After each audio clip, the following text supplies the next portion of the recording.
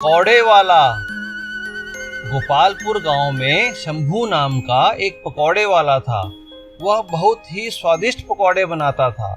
उसकी दुकान बहुत प्रसिद्ध थी। दूर दूर से पकौड़े खाने लोग शंभू की दुकान पर आते। शंभू की दुकान बहुत पुरानी हो चुकी थी। वह उसकी मरम्मत कराना चाहता था, लेकिन उसके पास पैसे नहीं थे।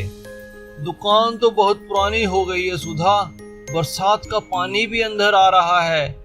इसकी मरम्मत बहुत जरूरी है, नहीं तो ठेला लगाना पड़ेगा। आप चिंता छोड़ दो, सब ठीक हो जाएगा। शंभू एक दिन पकौड़े तल रहा था। तभी उसकी दुकान पर दो आदमी आए और पकौड़े उठाकर खाने लगे। अरे अरे अरे भाई, ये क्या कर रहे हो? कितने पकौड़े चाहिए मुझे बताओ, यूं बिना पूछे मत खाओ। चुपचाप अपना काम करो, समझे? हम जैसे चाहे वैसे खाएंगे। उन्होंने पेट भर पकौड़े खाए और बिना पैसे दिए चले गए। ये क्या तरीका है, बिना पैसे दिए चले गए, पकौड़े भी खा गए। अब हर रोज ऐसा ही होने लगा। दोनों बदमाश शंभू की दुकान पर आते, पेट भर पकौड़े खाते और चले जाते। शंभू को बहुत नुकसान हो रहा था, लेकिन उसे कुछ समझ नहीं आ रहा था कि कैसे इन बदमाशों से अपनी जान छुड़ाई जाए। दोनों बदमाश पूरे गांव में बदनाम हो चुके थे। वे हर किसी दुकान पर जाते, बिना पैसे दिए डरा धमकाकर सामान उठा लेते। एक दिन दोनों उस गांव के जमींदार के यहाँ गए। जमींदार को डरा धमकाकर उन्होंने उसकी तिजोरी खाली कर दी और वहां से चले गए। जमींदार परेशान हो गया और उसने खुलेआम घूम रहे इन चोरों को पकड़ने के लिए 50,000 का इनाम रखा। पूरे गांव में यह बात फैल गई और अब शंभू ने भी इस बात को सुना। सुनती हो, जमींदार ने 50,000 का इनाम रखा है दोनों बदमाशों पर, जो हर रोज हमारी दुकान पर आते हैं। हमें कुछ करना चाहिए। आप ठीक कहते हैं, क्यों ना हम पकौड़ों में नींद की दवा डाल दें? दोनों यहीं सो जाएंगे और हम जमींदार को उसे सौंपकर पैसे ले लेंगे। अगले दिन ऐसा ही हुआ। बदमाश शंभू की दुकान पर आए और हमेशा की तरह अपनी मर्जी से पकौड़े उठाकर खाने लगे। शंभू ने पहले से ही पकौड़ों में नींद की दवा डाल दी थी। दोनों बदमाशों ने पकौड़े खाए और बेहोश हो गए। जमींदार ने उन्हें पकड़कर पुलिस के हवाले कर दिया और पूरे गांव को बदमाशों से छुटकारा मिल गया। जमींदार को उसका पैसा मिल गया और शंभू को 50,000 रुपए का इनाम, जिससे उसने अपनी दुकान की मरम्मत कराई और खुशी खुशी रहने लगा। बैंगन की सब्जी। एक गांव में एक लाला जी रहते थे। उन्हें खाने का बहुत शौक था। सारा दिन लाला जी बस खाते ही रहते थे। अरे शांति, जल्दी जल्दी खाना लाओ, कहाँ रह गई? बहुत भूख लगी है। अभी आई। अरे वाह, बहुत अच्छा खाना बनाया है तुमने, बहुत मजा आ गया। बस बस, आप तो बस हमेशा मेरी तारीफ ही करते रहते हैं। आपको खाना पसंद है और मुझे बनाना। अब जल्दी बताओ, रात में आपके लिए क्या बनाऊं? रात में तो सीताफल ही बनाना। लाला जी काम पर चले गए और रास्ते में उन्हें फिर भूख लगी, तो लाला जी पेड़ के नीचे बैठ गए। अरे, अभी तो भोजन किया था, चलते चलते फिर भूख लग गई। तभी एक आवाज आई। अरे बस करो, आकर खाना खा लो। यह किसान की पत्नी थी, जो किसान के लिए खाना लाई थी। अरे, यह क्या पका कर लाई है? बड़ी अच्छी खुशबू आ रही है। लाओ लाओ, बड़ी भूख लगी है। तभी किसान की पत्नी ने लाला जी को देखा और कहा, लाला जी नमस्ते, ये लीजिए, आप भी खाएं। ये बैंगन की सब्जी है। बैंगन? यह तो मैंने कभी नहीं खाया।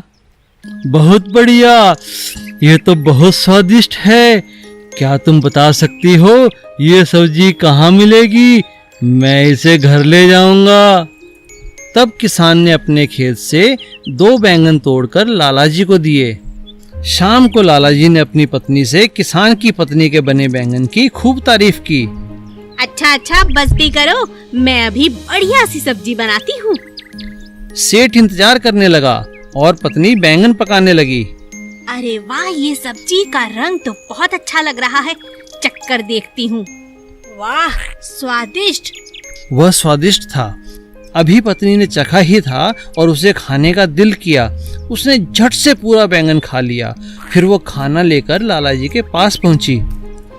अरे यह क्या, यह तो सिर्फ एक ही बैंगन है, दूसरा कहाँ है? जी वो चखते हुए एक बैंगन का तो पता ही नहीं चला, मैंने खा लिया। क्या कहा? बैंगन खा लिया? यह क्या किया तुमने? आखिर तुमने पूरा बैंगन खाया कैसे? पत्नी ने तुरंत बैंगन उठाया और खा गई। ऐसे। मायावी मटकी। मदन एक बहुत ही ईमानदार लड़का था। वो बहुत मेहनत करता। उसका एक छोटा सा खेत था।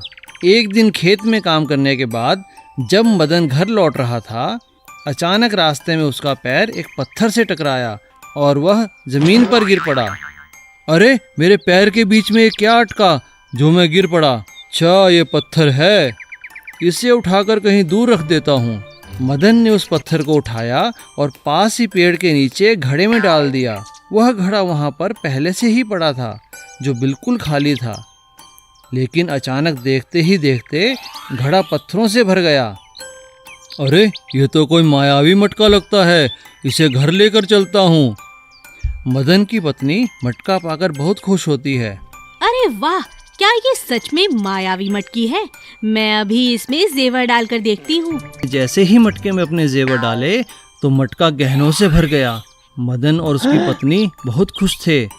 वे जब चाहते मटके में जेवर डालते और जेवर दुगने हो जाते और वे उन्हें बेचकर अपना घर चलाते।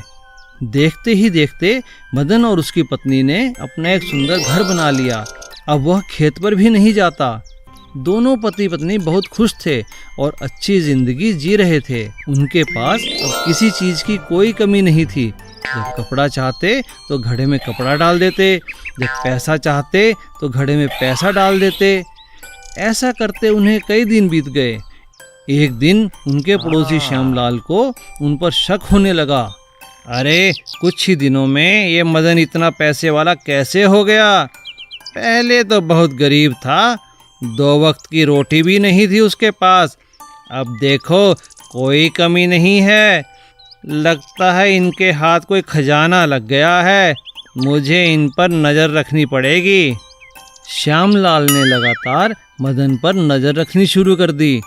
एक दिन उसने मदन की पत्नी को घड़े के अंदर कुछ सिक्के डालते देखा और कुछ ही पलों में मटका सिक्कों से भर गया। यह देख श्यामलाल की आंखें खुली रह गई। यही वो राज है जिसके कारण इन्हें कोई कमी नहीं रहती। बहुत धन कमा लिया मदन। और मौका पाकर श्यामलाल ने वह मटका चुरा लिया। लेकिन जैसे ही श्यामलाल ने अपना हाथ उस मटके में डाला, उसके कई हाथ हो गए। वह जोर जोर से चिल्लाने लगा, अरे बचाओ, अरे बचाओ, कोई तो मुझे बचाओ, मैं इस मटके में फंस गया हूँ। तभी मदन और उसकी पत्नी बाहर आए और उन्होंने मटका फोड़कर श्यामलाल के हाथ को बाहर निकाला। मुझे माफ़ कर दो मदन, मुझे माफ़ कर दो, मैंने ही तुम्हारा मटका चुराया था लालच में आकर। अच्छा हुआ ये मटका टूट गया, इसके कारण मैं भी बहुत आलसी हो गया था। जो मज़ा मेहनत की रोटी में है वह मायावी चीज़ों में नहीं। जादुई केला। एक फल बेचने वाला था जिसका नाम ध्यानचंद था। उसने अपने बागीचे में बहुत से फल लगा रखे थे। रोज सुबह ध्यानचंद पके फल तोड़ता और बाजार जाकर बेच देता। ध्यानचंद की एक बहुत अच्छी आदत थी। रोज रास्ते में उसे जो भी गरीब मिलता उसे वह एक केला जरूर देता। अरे वाह, ये ध्यानचंद तो बड़ा अच्छा आदमी लगता है। एक रोज की तरह ध्यानचंद पके हुए फल तोड़ रहा था। तभी उसने देखा कि एक तोता जमीन में गड्ढा करने की कोशिश कर रहा है। अरे रुको रुको, मैं मदद करता हूँ, तुम ये क्या कर रहे हो? मैं बीज बोना चाहता हूँ। ये बीज बोने से सोना देने वाले केले का पेड़ लगेगा। लाओ मैं लगा देता हूँ। ध्यानचंद ने तोते की बात पर विश्वास तो नहीं किया, पर वो बीज बो दिया और हर रोज उसमें पानी डालने लगा। तोता रोज बीज देखने आता। काफी दिन बीत गए। एक दिन बीज में से एक पेड़ बाहर निकला और कुछ ही दिनों बाद उस पर सुंदर सुंदर सोने के केले लगने लगे। अब तो तोता भी उसी पेड़ पर आकर रहने लगा। ध्यानचंद ने जब सोने के केले देखे तो उसे लालच आ गया और उसने तोते से कहा, तुमने बिल्कुल सच कहा था,